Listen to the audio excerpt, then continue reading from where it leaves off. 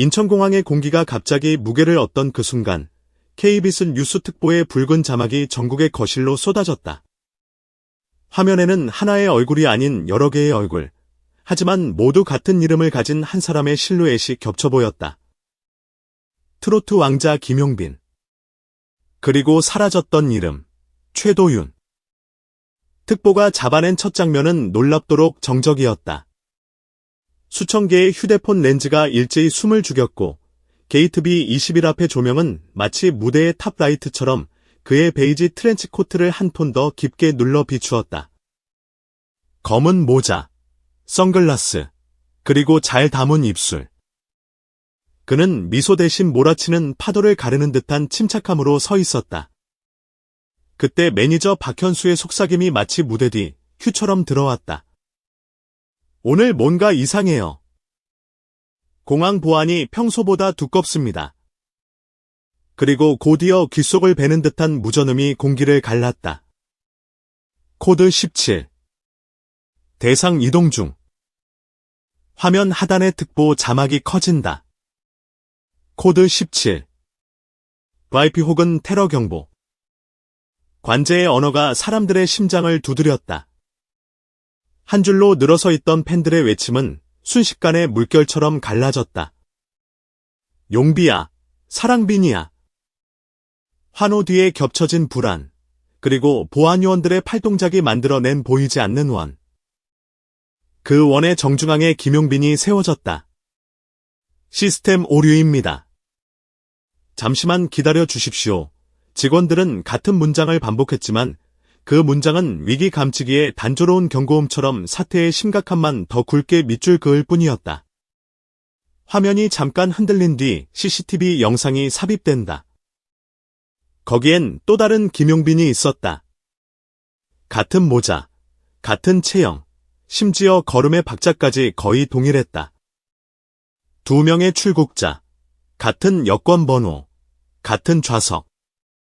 특보의 그래픽이 빠르게 도표를 그리듯 숫자와 시간을 겹쳐 보여주자 공항 대합실의 웅성임과 안방의 침묵이 동시에 커졌다.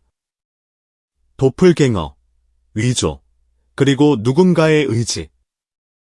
세 단어가 같은 속도로 달려와 하나의 문장으로 합쳐졌다. 누군가 김용빈을 베끼고 있다. 장면은 다시 B21. 검은 정장의 남자들이 일제히 접근한다. 김용빈 씨, 잠시만요. 순간 팬들의 숨이 조여들었다. 체포야. 오해야. 카메라가 줌을 밀어붙이던 그때 무전이 한 번 더 울렸다. 제1터미널에서 동일 인상 남성 체포. 10분 뒤 수척한 얼굴의 남자가 보안요원들의 손길에 이끌려 나타난다. 그에게는 이상하리만큼 익숙한 미소가 있었다. 용빈아, 미안하다. 공기는 얼음이 되었다. 사라졌던 이름, 최도윤. 데뷔 초부터 함께했던 매니저이자 3년 전 회사 자금 유용 의혹의 소용돌이 속으로 사라진 인물. 모두가 고개를 빳빳이 세우는 동안 KBS 특보의 앵커 목소리가 건조하게 사실을 나열했다. 동일 여권 정보, 동일 항공편, 동일 좌석 배정.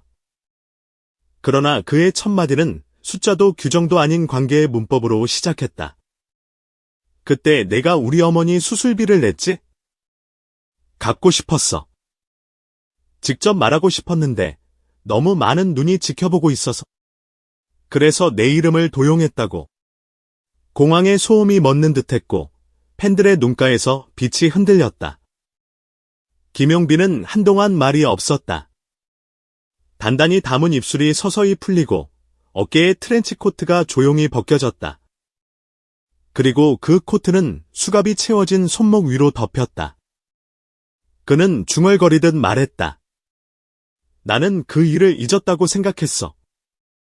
그러나 내가 잊지 못했다면 그건 아직 끝나지 않은 이야기야. 그것은 꾸짖음이 아니라 역시 그의 언어로 된 위로였다. 공항 대합실 어딘가에서 울음이 피어올랐고 그 울음은 금세 환호와 뒤섞여 낯선 화음을 만들었다. 그 순간 화면 구석에 KBS 특보팀의 붉은 로고가 또렷이 찍혔다. 생방송. 기자의 목소리가 파고들었다. 김용빈 씨, 이 상황의 진실은 무엇입니까? 출국은 취소됩니까? 그가 고개를 들었다. 조용히, 그러나 선명하게. 누군가를 믿는다는 건 때로 모든 걸 잃을 각오를 한다는 뜻입니다. 그 한마디의 플래시는 잠깐 멈추었고 화면은 정적을 길게 붙잡았다. 하지만 드라마는 아직 이막이었다. 보안실에서 새로운 보고가 도착한다. 다른 인물이 있습니다. 방금 출국 심사대를 통과했습니다. 모니터 속에는 세 번째 김용빈. 끊어질 듯 이어지는 무전, 그 사이렌 같은 문장이 다시 불을 당겼다. 위조 여권 사용, 빠져나갑니다. 바로 그때 공항의 불이 꺼졌다. 한순간의 암전. 특보화면 좌측 상단에 비상전원 전환 안내 그래픽이 떴고 카메라는 손전등 빛처럼 흔들리며 사람들의 윤곽을 더듬었다. 비명, 구호, 뛰는 구두 소리, 그리고 낮게 웃는 목소리 하나. 이제 알겠지. 내 이름은 브랜드야. 불이 돌아오자 흰 마스크를 벗는 남자가 화면 중앙을 차지했다. 전 소속사 간부. 과거 파기된 계약의 그림자에서 그는 이름을 거래했고 일정표를 팔았으며 팬의 믿음을 숫자로 환전하려 했다. 너 하나가 움직이면 수백억이 오르락내리락 해. 넌 단순한 가수가 아니야. 자산이지. 그의 목소리는 냉정했고 그 냉정함이야말로 시장의 언어였다. 그 순간 김용빈의 손이 떨렸다.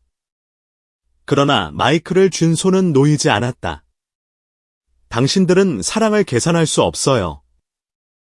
오늘 여기에 있는 사람들은 돈이 아니라 믿음으로 저를 지켜봤습니다. 문장은 단정했고 억양은 클라이맥스로 치닫지 않았지만 오히려 그래서 더 멀리 갔다. 대합실의 공기가 다시 바뀌었다. 사랑빈이 동시에 풀어낸 함성의 파도, 용비와 미들개, 가 한 음정으로 겹쳐지며 대합실 전체를 뒤덮었다. 카메라가 팬들의 얼굴을 스친다. 울음을 감추지 못한 눈매들, 포스터를 움켜쥔 손가락들, 벗겨진 스티커의 가장자리. 그 모든 디테일이 단 하나의 명제를 말하고 있었다. 브랜드가 아니라 관계, 자산이 아니라 약속. KBS 특보는 여기서 한 걸음 물러서지 않았다. 화면 우측에 타임라인 그래픽이 뜨고 앵커가 김용빈과 최도윤의 과거를 되짚는다. 데뷔 초부터 함께였던 동행, 봄날의 길 위에서 나눈 약속들, 그리고 어느 날 갑자기 사라진 흔적. 수술비의 진실은 어떻게 시작되었는가? KBS 특보는 마지막 분석에서 두 개의 그래프를 겹쳐 보여준다. 하나는 판매곡 차트의 가파른 궤적, 다른 하나는 팬 커뮤니티의 순도, 높은 체류 시간. 앵커가 말한다. 오늘의 장면은 숫자를 올렸을지 모르지만 더 중요한 건 숫자로 환원되지 않는 것들입니다. 환호와 침묵 사이를 메우는 신뢰, 오해와 사실 사이를 이어 붙이는 용기, 그리고 이름을 브랜드가 아닌 사람으로 되돌리는 숙제. 이 과제를 누가, 어디서, 어떻게 풀 것인가? 화면에 잡힌 펜의 종이 피켓에는 이렇게 적혀 있다. 사랑은 계산이 아닙니다. 그 문장은 오늘의 모든 자막을 지우고도 남았다. 우리는 이미 알고 있다. 대중의 시간은 잔인할 정도로 빨리 흘러가고 스캔들의 온도는 소비의 속도에 갇혀 끓다가 식는다. 하지만 오늘은 달랐다. 코드 17로 시작한 불안은 신뢰의 문장으로 마무리되었고 도플갱어의 혼선은 관계의 명료함으로 정리되었다. 무엇보다도 수술비의 진실이 폭로가 아닌 고백으로 해명 아닌 이해로 전환된 순간 우리는 브랜드가 아닌 사람의 체온을 보았다.